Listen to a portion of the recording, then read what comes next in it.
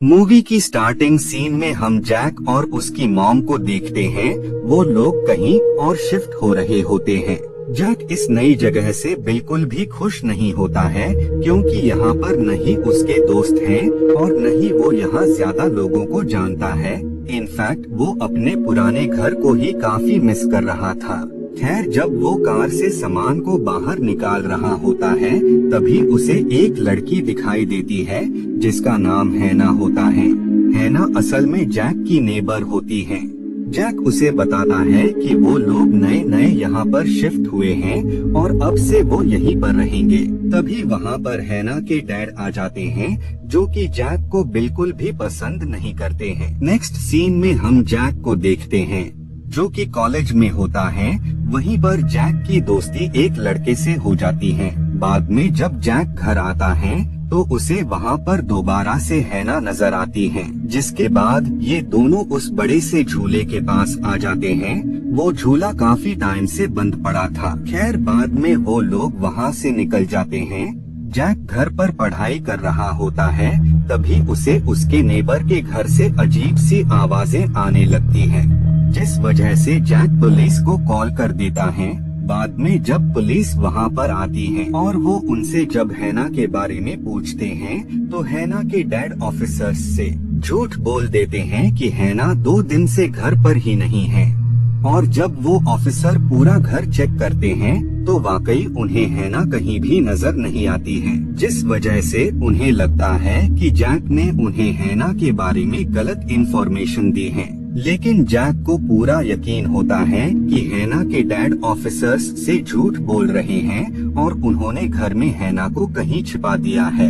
इसीलिए Jack help के लिए अपने कॉलेज के फ्रेंड को बुलाता है, जिसके बाद ये दोनों लोग हैना के घर में घुसने के लिए एक अच्छे मौके की तलाश करने लगते हैं और जल्द ही उन्हें ये मौका मिल जाता है, क्योंकि हैना के डैड घर से कहीं बाहर जा रहे होते हैं। बाद में जैक और उसका फ्रेंड वो दोनों ही घर में एंटर हो जाते हैं और हर तरफ हैना की सर्च करने लगते हैं। बेसमेंट में उन्हें काफी अजीब से टूल्स दिखाई देते हैं, जो कि किसी को टॉर्चर करने के लिए यूज किए जाते हैं। उन टूल्स को देखकर जैक काफी ज्यादा घबरा जाता है, इसीलिए वो बेसमेंट से निकलकर एक दूसरे रूम में आ जाते हैं। उस रूम में जैक को एक शेल्फ में काफी सारी बुक्स नजर आती हैं, लेकिन अजीब बात ये होती है कि उन सभी बुक्स को लॉक किया होता है, क्योंकि जिसने भी लॉक लगाया होता है वो बिल्कुल भी नहीं चाहता था कि कोई इन बुक्स के नजदीक भी जाए।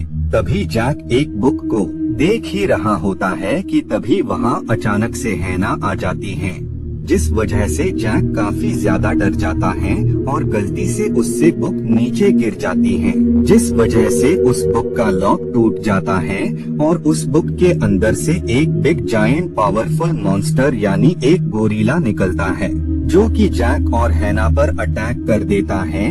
ये गोरिल्ला उसी बुक का एक फिक्शनल कैरेक्टर होता है, जो कि अब अलाइव हो गया होता है। इधर जैक और बाकी लोग उस गोरिल्ला के अटैक से किसी तरह खुद को सेव कर रहे होते हैं। बाद में जब वो व्हाइट गोरिल्ला उन लोगों को मारने वाला होता है, कि तभी वहाँ पर कोई वापस से गोरिल्ला को बुक में कैद कर देता है और वो शख्स हैना के डैड होते हैं। बाद में हैना के डैड और बाकी सब लोग वहाँ से निकल जाते हैं।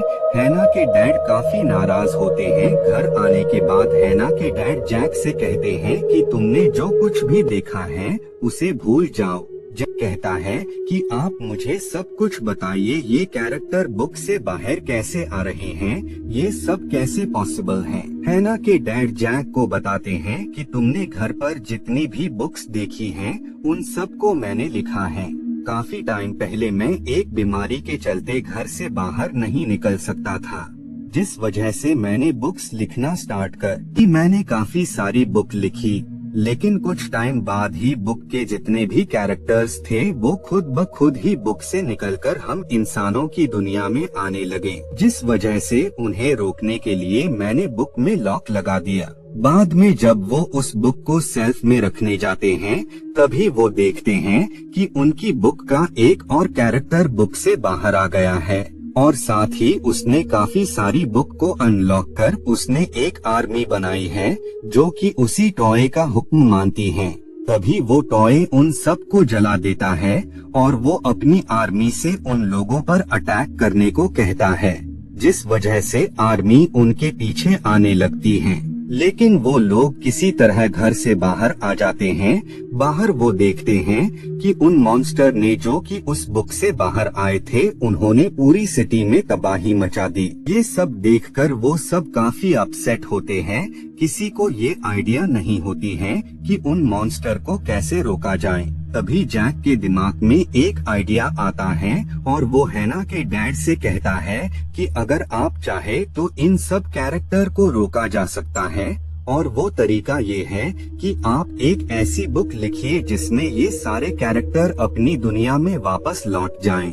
हैना के डैड इसके लिए मान जाते हैं, लेकिन प्रॉब्लम ये होती है कि जिस टाइपराइटर से वो बुक लिखते थे, वो टाइपराइटर उनके कॉलेज में होता है, जिसके बाद ये सब लोग उसी कॉलेज की तरफ निकल जाते हैं। हैना के डैड काफी स्पीड से ड्राइव कर रहे होते हैं ताकि वो जल्द से जल्द कॉलेज में पहुंच सकें। तभी उनकी कार के सामने एक बिग जायंट मॉन्स्टर आ जाता है, जो कि उसी बुक का एक कैरेक्टर होता है, जिस बुक को हैना के डैड ने लिखा होता है। वो मॉन्स्टर उन लोगों पर अटैक कर देता है, लेकिन वो किसी तरह उस मॉन्स्टर से बचकर सुपरमार्केट में आ जाते हैं। तभी उन्हें वहाँ पर एक वुल्फ नजर आता है, जो कि वहाँ पर मीट को खा रहा होता है। तभी वो वुल्फ उन लोगों को देख लेता है, जिस वजह से वो उनका पीछा करने लगता है, लेकिन वो सब किसी तरह उस वुल्फ से खुद को सेव कर वहाँ से बाहर आ जाते हैं। लेकिन उनके साथ ही वुल्फ भी बाहर आ जाता है। अब वुल्फ उन लोगों पर अटैक करने ही वाला होता है, लेकिन इससे पहले ही वहाँ पर जैक की आंट आ जाती हैं, जो कि कार से वुल्फ को उड़ा देती हैं। जिसके बाद ये सब लोग कब्रिस्तान से होकर गुजर रहे होते हैं। चांद की लाइट जब हैना पर पड़ती है तो वो शाइन करने लगती है। जैक को ये देखकर कुछ भी समझ नहीं आ रहा होता है कि हैना चांद की रोशनी में शाइन क्यों कर रही है।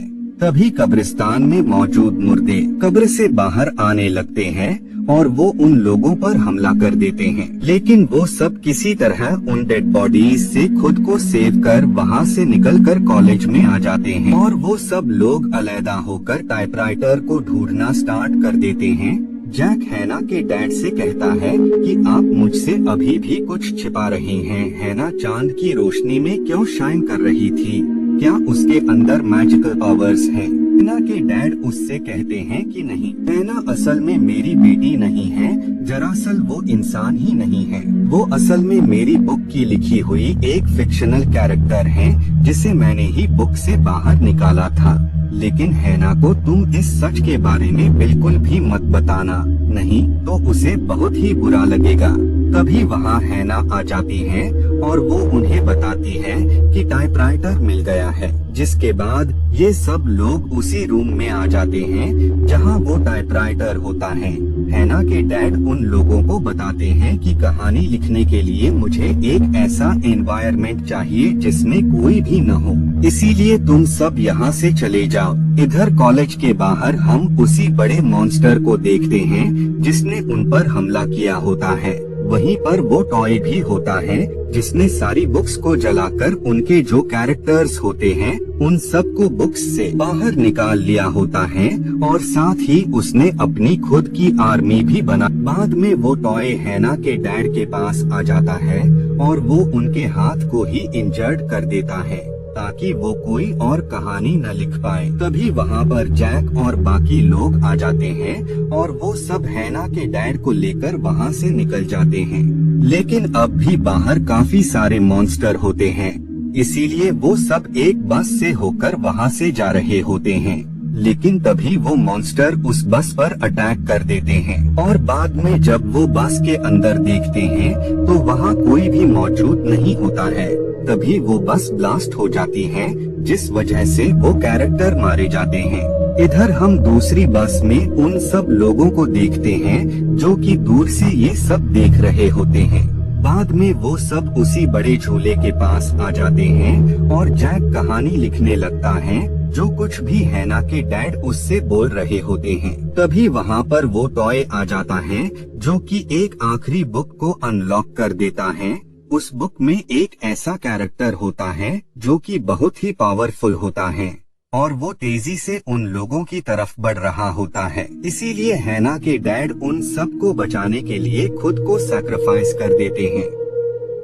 इधर हम जैक और बाकी लोगों को देखते हैं जो कि उसी झूले के ऊपर होते हैं। जैक जल्द से जल्द उस बुक को कंप्लीट करने की कोशिश कर रहा होता है। तभी वहाँ वो टॉय आ जाता है जो कि अपनी आर्मी से उन लोगों पर अटैक करने को कहता है, जिस वजह से वो मॉन्स्टर उन पर अटैक कर देते हैं। लेकिन वो सब किसी तरह उस अटैक से बच जाते हैं और अब जैक ने भी बुक को कंप्लीट कर लिया होता है, इसीलिए वो उस बुक को ओपन कर देता है, जिससे सारे मॉन्स्टर, वो टॉय, यहाँ तक कि हैना भी उस बुक के अंदर चली जाती है। नेक्स्ट सीन में हम जैक को देखते हैं जो कि अपने कॉलेज में होता है और वहाँ के प्रोफेसर हैना के डैड होते हैं। क्लास के बाद जैक और हैना के डैड हैना के बारे में बात कर रहे होते हैं, तभी वहाँ पर हैना आ जाती है। हैना के डैड जैक को बताते हैं कि मैंने एक और किताब लिखी है, जिसके जरिए हैना वापस से हमारे बीच आ गई।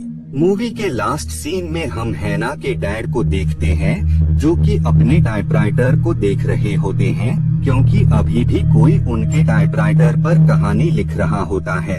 और इसी के साथ ये मूवी यहीं पर एंड